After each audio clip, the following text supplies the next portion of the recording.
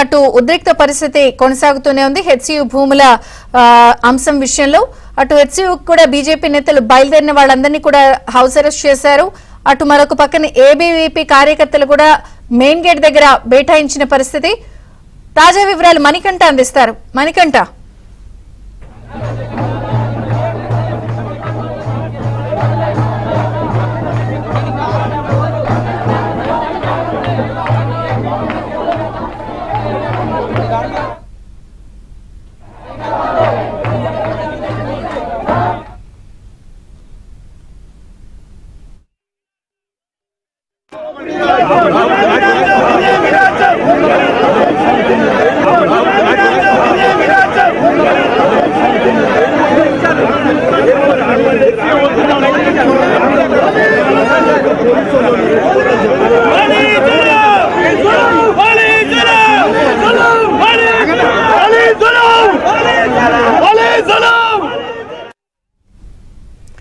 HCU దగ్గర ఉద్రిక్త పరిస్థితి కొనసాగుతోంది. ఉదయం నుంచి అటు రాజకీయ పార్టీల నుంచి ఇటు విద్యార్థుల వరకు కూడా.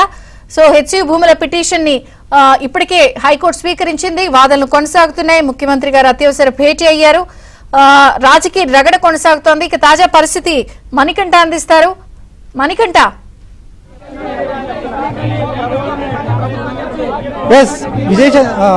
హైదరాబాద్ సెంట్రల్ యూనివర్సిటీ వద్ద ఉద్రిక్త పరిస్థితి చోటు చేసుకుంది.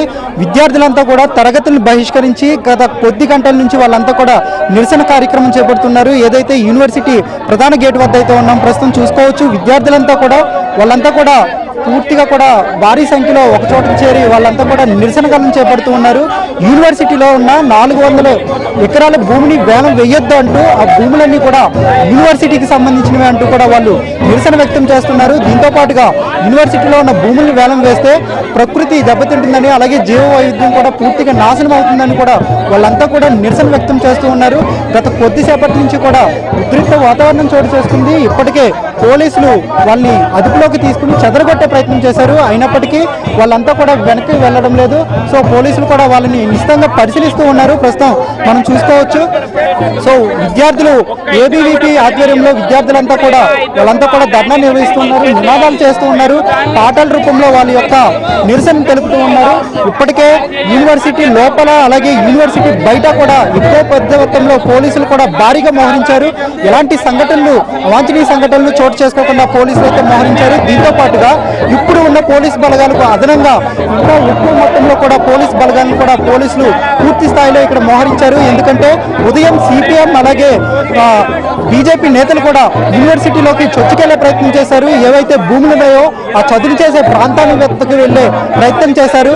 సో వెళ్లే క్రమంలో ఏదైనా ఘర్షణ వాతావరణం ఏర్పడుతుంది కాబట్టి పోలీసులు పరిస్థితిని అదుపులోకి తీసుకొచ్చేందుకు వాళ్ళని కూడా అరెస్ట్ చేసి స్థానిక పోలీస్ స్టేషన్కి అయితే తరలించారు. ప్రస్తుతం యూనివర్సిటీ వద్ద అయితే విద్యార్థులంతా కూడా మూకుమ్మడిగా నిరసన కాలం చేపడుతున్నారు. యూనివర్సిటీ నుంచి ఒక్క అంగుళం భూమిని కూడా తాము ప్రభుత్వానికి ఇవ్వబోము అంటూ కూడా వాళ్ళైతే చెబుతూ ఉన్నారు.